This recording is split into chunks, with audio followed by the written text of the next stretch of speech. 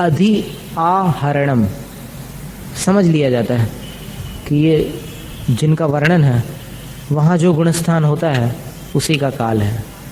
तो वहाँ कौन सा गुणस्थान होता है? तो एकेंद्रियों में, द्विंद्रियों में, त्रिंद्रियों में और चतुरिंद्रियों में एक ही गुणस्थान होता है, मिथ्यात्व। तो असंख्यात पुद्गल परिवर्तन बराबर एकेंद्रीय जीवों का काल मिथ्यात्व संबंधी बन जाता है।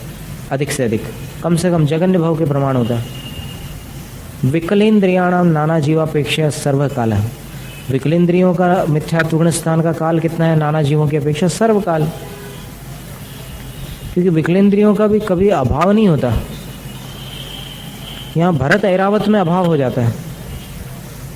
भरत ऐरावत में जब भोग भूमि का समय आ जाता है तब विकलत्रय नहीं रहते, क्योंकि भोग भूमि में कीड़े मकोड़े मच्छर वगैरह नहीं रहते। आप सोचो कि भाई भोग भूमि में सब कुछ अच्छी चीज़ें रहती, बाग बगीचे और सुख सुविधाएं, तो खूब सुंदर तितलियां उड़ती होंगी। तो वो तितलियां वहाँ भोग भूमि में विकलत्रय वाले जीव कोई भी नहीं रहते। और इसी प्रकार ये विकलत्रय का जो अस्तित्व है वो सिर्फ आर्य खंड में है। म्लेच्छ खंडों में भी मच्छर, कॉकरोच और कोई दूसरे जीव जंतु नहीं है। ये भी विचित्र बात है। म्लेच्छ खंडों में ये विकलत्रय के प्राणी नहीं पाए जाते। आर्य खंड में दंश मशक परिशेष केवल यहीं पर है।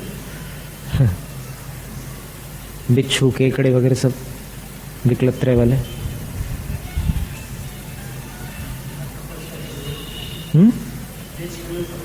नहीं, ऐसा नहीं है। म्लेच्छ खंड में अगर संहरण सिद्ध जो होते हैं ना, पूरे 2.5 द्वीप में होते हैं। संहरण सिद्ध आखिरी में आता है ना, इसका जो अंतिम सूत्र है तत्वार्थ ग्रंथ का, तो उसमें बताया कि अगर कोई कर्म भूमि से कोई मनुष्य को मुनि अवस्था में उठाकर कोई विद्याधर या देव कहीं ऐसे स्थान पर डाल दे उपसर्ग में, तो म्लेच्छ खंड से भी मोक्ष चले जाते हैं। यहाँ के आर्य खंड के, लेकिन वो वहाँ से भी मोक्ष को प्राप्त हो सकते हैं। मतलब तपस्या तो, बिना तपस्या के तो मोक्ष होना नहीं है, तो वहाँ से भी जा सकते हैं।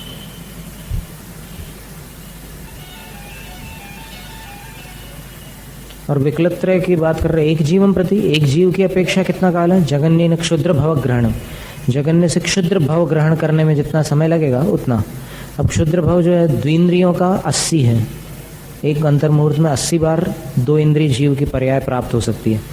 और फिर त्रिंद्रियों की 60 बोलते हैं गुजराती में। और चतुरिंद्रियों की 40 और पंचेंद्रियों के 24 भव होते, तो 24 में से 8 मनुष्य भव कर दो, बाकी 16, तो वो 16 तिर्यंच संबंधी भव हो जाएंगे। तो इस प्रकार ये पूरे मनुष्य और तिर्यंचों के मिलाकर सारे जो भव हैं, एकेंद्रियों के 66,132 है। और बाकी जो हैं वो उनकी देख लो, गिन करके देखो कितने आ रहे हैं। 80, 60, 40, 24।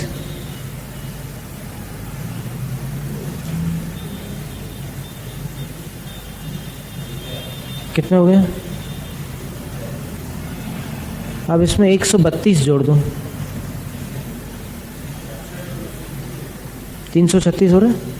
तो बस 66,336 क्षुद्र भाव होते हैं एक अंतर मुहूर्त में। तो ये एक जीवन प्रति, एक जीव की अपेक्षा अगर वो द्विंद्रिय है तो उसके 80 क्षुद्र भाव हो सकते हैं। त्रिंद्रिय है तो 60, और चतुरिंद्रिय है तो 40, और पंचेंद्रिय है तो तिर्यंच गति में 16 बनेंगे, और फिर 8 मनुष्य पर्याय संबंधी जाएंगे। कुल 24 होते हैं क्षुद्र भाव। उत्कर्षेण अधिक से अधिक एक जीव विकलेंद्रियों में कितने समय तक रह सकता है? संख्यानि वर्ष सहस्राणि, संख्यात 1000 वर्षों तक एक जीव 2 इंद्रिय, 3 इंद्रिय या चतुरिंद्रिय जीवों में बार बार मरण करके उत्पन्न हो सकता है। संख्यात 1000 वर्ष। लेकिन वो संख्यात 1000 जो है 2000 के अंदर ही आना चाहिए। वैसे तो कुछ अधिक 2000 सागर का काल है, लेकिन यहाँ सागर की बात नहीं है, यहाँ तो सीधे 1000 वर्षों की बात है। तो आसानी से कई 1000 वर्षों तक के वो विकलेंद्रियों में रह सकता है।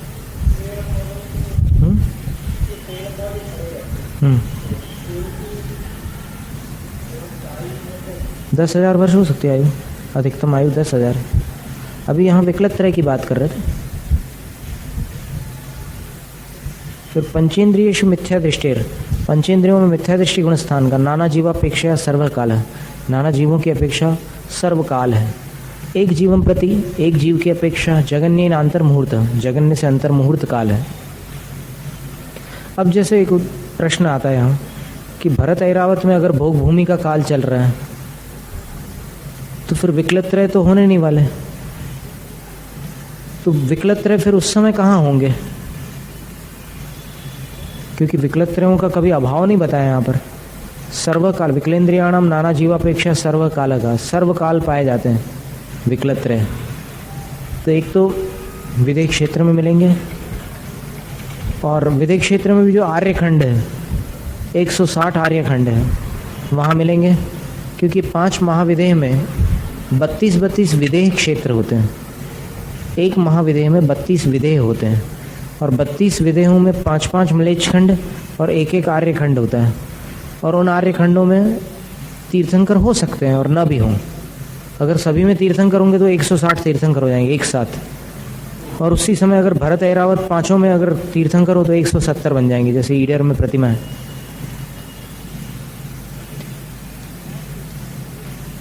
और उधर स्वयंभू रमण द्वीप और समुद्र में भी विकलत त्रय वाले जीव हमेशा पाए जाते हैं।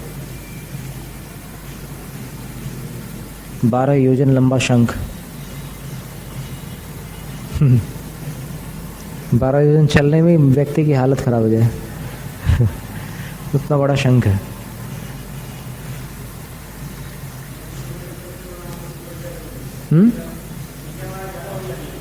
विकलत त्रय की क्यों नहीं?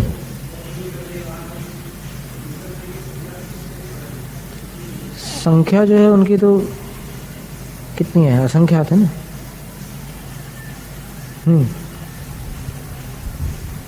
एकदम फिक्स संख्या दी नहीं है वैसे।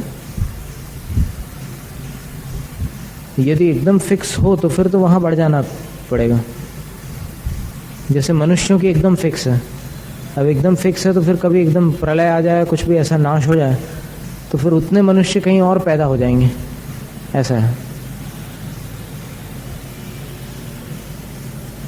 भरत ऐरावत क्षेत्र में अगर संख्या कम हो गए तो विदेह क्षेत्रों में बढ़ जाएंगे मनुष्य। अभी जैसे यहाँ की आबादी बढ़ रही है तो वहाँ कुछ कम हो जाएंगे।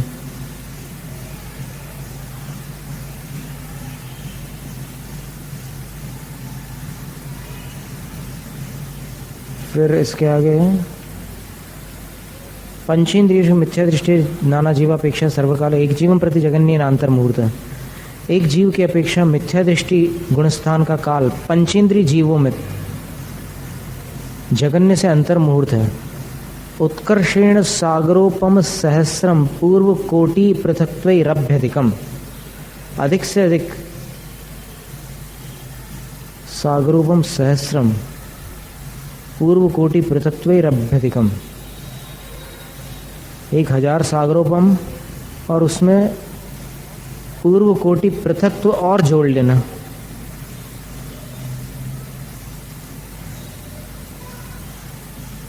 उसका खुलासा नहीं दिया होगा।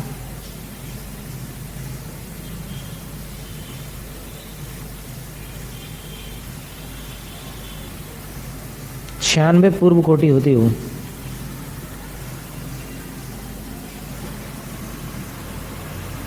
कर्म भूमि के त्रियंशों की अपेक्षा से बनाना पड़ती। पीछे शायद दिया होगा, प्रभाचंद्र आचार्य की टिप्पणी देख लेते हैं इसी में। सत्संख्या वाले सूत्र की टिप्पणी जो पीछे है उसमें वो 96 पूर्व कोटि वाला भंग निकालो।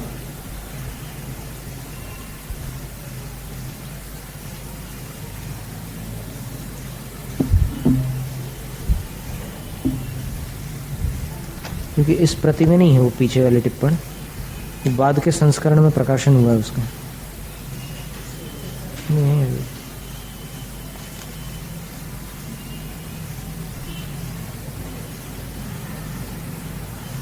में मिथ्या दृष्टि यानी कोई पंचेंद्रीय जीवों की बात चल रही है।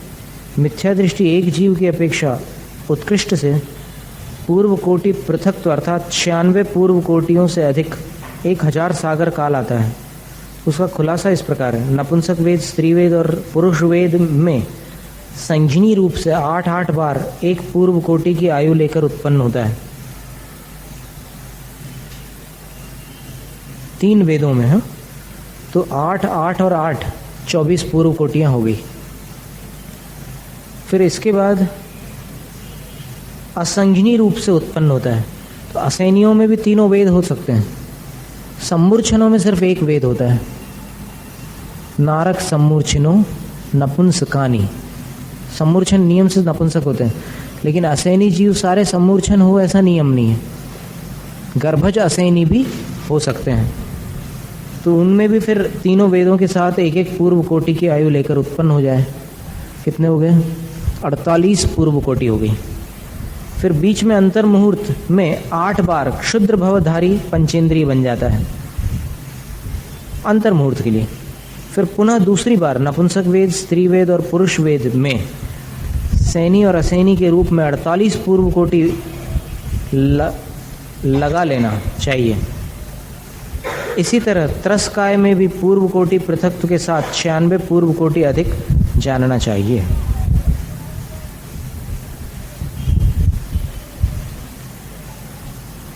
इसमें लेकिन भोग भूमि वाला भव नहीं दिया है।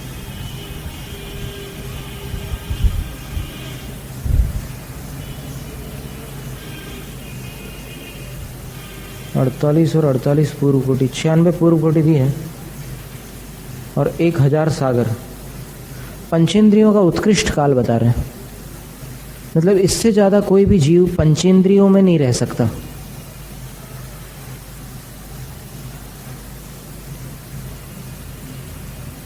और अभी यहाँ पंचेंद्रियों में कौन सी गति है ये चर्चा नहीं है। किसी भी गति में चला जाए वो, इससे ज़्यादा नहीं रह सकता। वो 1000 सागरोपम जो एक्स्ट्रा बताया ना, ये तिर्यंचों के हो गए इतने भाव पंचेंद्रियों में। लेकिन जो 1000 सागरोपम उसमें मनुष्यों के अगर अधिक से अधिक लगा लो तो फिर वो 47 पूर्व कोटि और 3 पल्ले बन जाएंगे।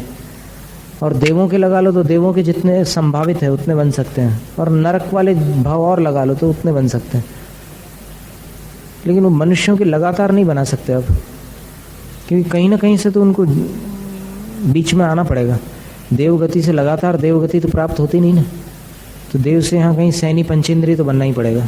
वैसे ही नरक से नरक जाने के लिए बीच में सैनी पंचेंद्रिय की एक पर्याय अपेक्षित होगी।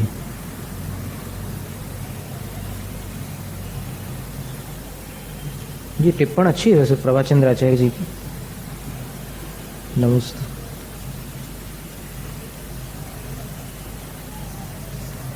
शेषाणाम सामान्योक्त काल, बाकी जो जीव हैं उनका सामान्य कहा हुआ काल है।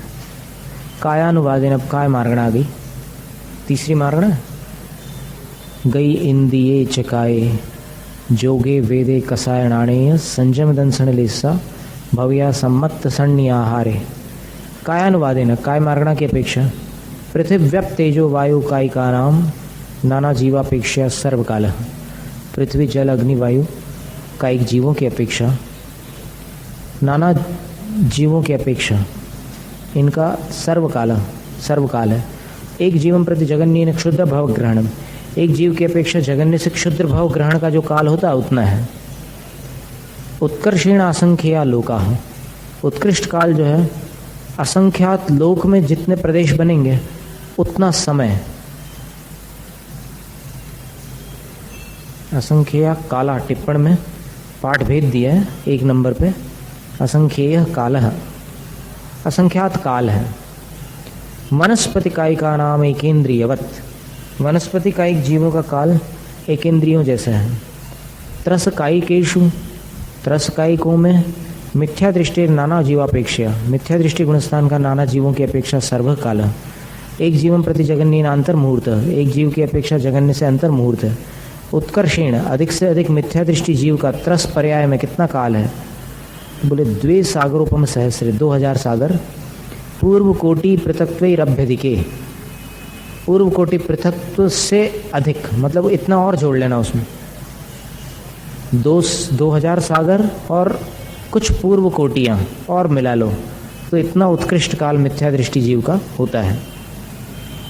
त्रस पर्याय में शेषाणाम पंचेंद्रियवत, बाकी जीवों का पंचेंद्रियों के समान है। बाकी जीवों का नहीं, बाकी गुणस्थानों का पंचेंद्रियों के समान है।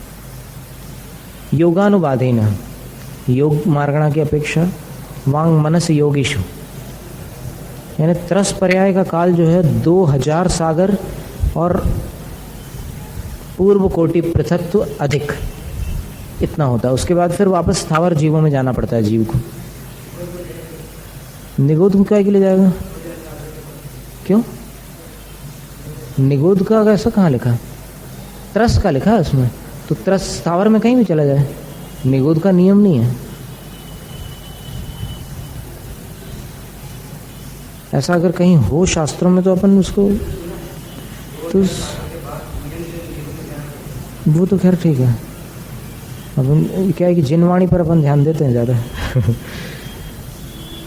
वांग मनस योगीशु, वचन और मनोयोग के धारण करने वाले जीवों के मिथ्या दृष्टि संयत सम्यक दृष्टि, संयता संयत, प्रमत्ता प्रमत्त, सयोग के विलिनाम, इतने जीवों का वचन और मनोयोग के साथ, मतलब इतने गुणस्थानों का जो काल है, नाना जीवापेक्षा सर्वकाल है। मतलब यहाँ क्लियर कर दिया कि इन गुणस्थानों का हमेशा अस्तित्व रहता है संसार में। कौन से? मिथ्या दृष्टि गुणस्थान, असंयत सम्यक दृष्टि, संयता संयत, प्रमत्त अप्रमत्त और सयोग केवली।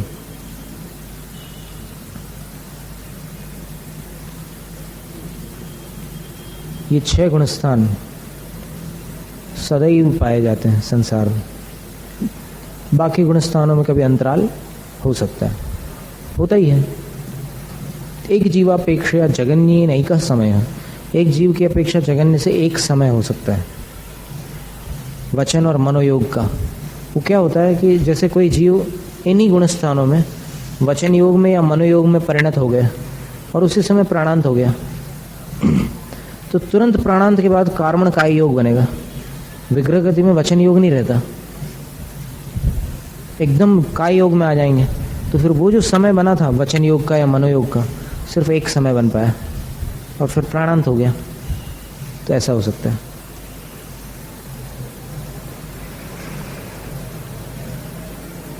अब यहाँ 13वें गुणस्थान में तो कैसे घटित होगा?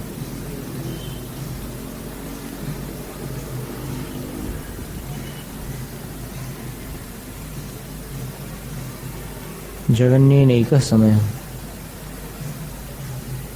वचन और मनोयोग, इनका काल 13वें गुणस्थान में एक समय कैसे बनेगा?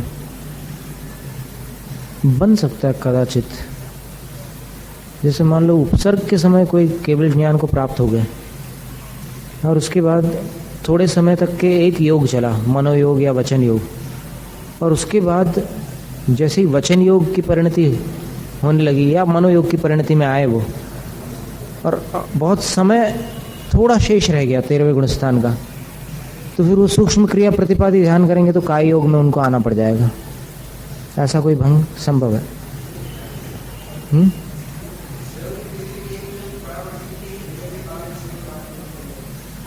कैसे संभव है वो नहीं खुला है। वो तो हमने जो बताया अपने अनुमान से, वो आपके सामने है। उपसर्ग के दौरान या कभी ऐसी स्थिति में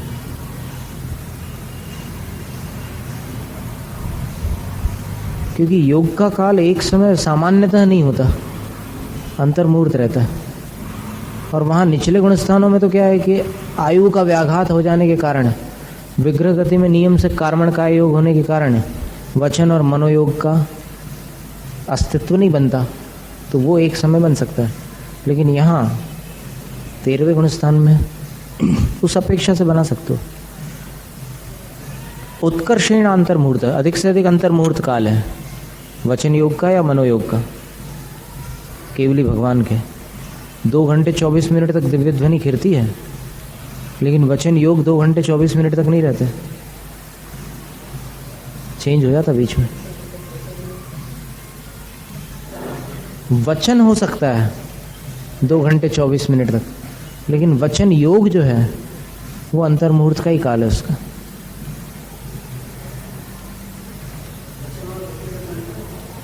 वचन तो उसकी वाणी की पर्याय है। वचन योग जो है वो वाणी प्रकट करने का जो अंतरंग उद्यम है वो है।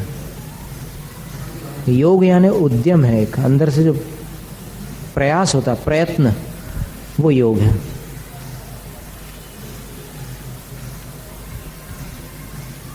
सासाधन सम्यक दृष्टि है सामान्योक्त काल। सासाधन सम्यक दृष्टि यानी दूसरे गुणस्थान का जो काल है वचन और मनोयोग के साथ, सामान्य से बतलाया हुआ काल ही है। सम्यक मिथ्या दृष्टि नाना जीवापेक्षा जगन्य नैका समय है। सम्यक मिथ्या दृष्टि तीसरे गुणस्थान का काल नाना जीवों की अपेक्षा जगन्य से वचन और मनोयोग से संबंध रखने वाला एक समय काल है। और उत्कर्षण पल्योपमा संख्य भाग, अधिक से अधिक पल्योपम का असंख्यात हुआ भाग भी हो सकता है तीसरे गुणस्थान का काल, वचन और मनोयोग संबंधी नाना जीवों की अपेक्षा। एक जीवन प्रति जगन्य नैका समय है, एक जीव की अपेक्षा जगन्य से एक समय बनेगा। तीसरे गुणस्थान की बात कर रहे हैं, कैसे बनेगा मालूम है?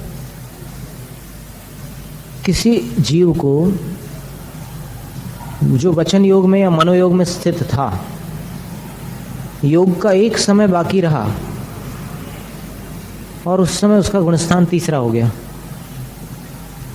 आ रहा है समझ में? वचन योग में एक समय बाकी रह गया था, वो पहले गुणस्थान में था। अब मिथ्यात्व के स्थान पर सम्यक मिथ्यात्व का उदय आ गया तो फिर तीसरा गुणस्थान बन गया। लेकिन वचन योग कितने समय तक रहेगा? एक समय, क्योंकि वहां से एक समय ही लेकर आया था वचन योग, फिर बदल जाएगा योग। इसी प्रकार मनोयोग का भी घटित कर सकते हैं।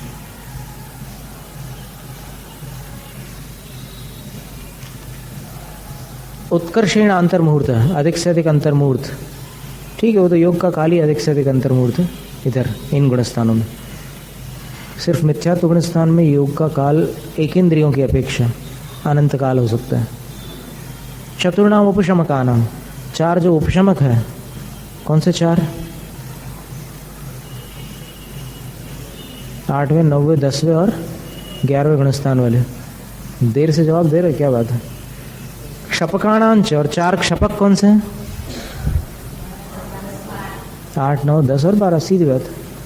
नाना जीवापेक्षा, इनका नाना जीवों की अपेक्षा वचन और मनोयोग की बात चल रही है। एक जीवापेक्षा च, और एक जीव की अपेक्षा भी जगन्य एक समय है, जगन्य से एक समय है। क्यों है एक समय? वही गुणस्थान परिवर्तन की अपेक्षा।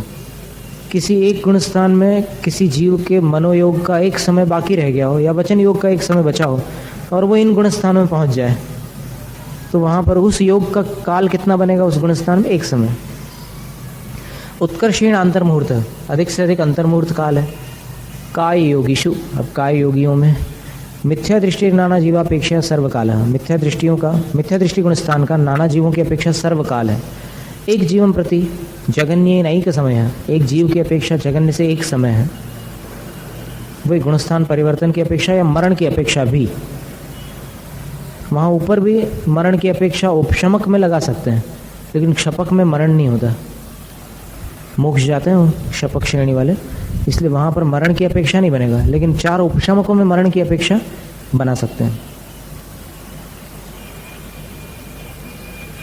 एक जीवन प्रति जगन्य नैक समय है। उत्कर्षेण अनंत कालो संख्या पुद्गल परिवर्ता, उत्कृष्ट काल जो है काय योगियों में मिथ्यात्व गुणस्थान का अनंत काल है, असंख्यात पुद्गल परिवर्तन। शेषाणाम मनोयोगिवत, शेषाणाम के ऊपर अनुस्वार दिया नहीं दिया? हाँ, अनुस्वार होना चाहिए।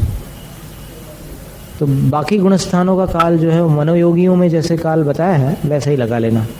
अयोगानाम सामान्यवत, 14वें गुणस्थान का काल जो है वो तो सामान्य के समान ही है, क्योंकि वो सिर्फ एक ही पर्याय में होता है, मनुष्य गति में, और कहीं नहीं होता। इसके आगे फिर अगली मार्गणा जो है वेद मार्गणा है, उसका विवरण आगे किया जाएगा।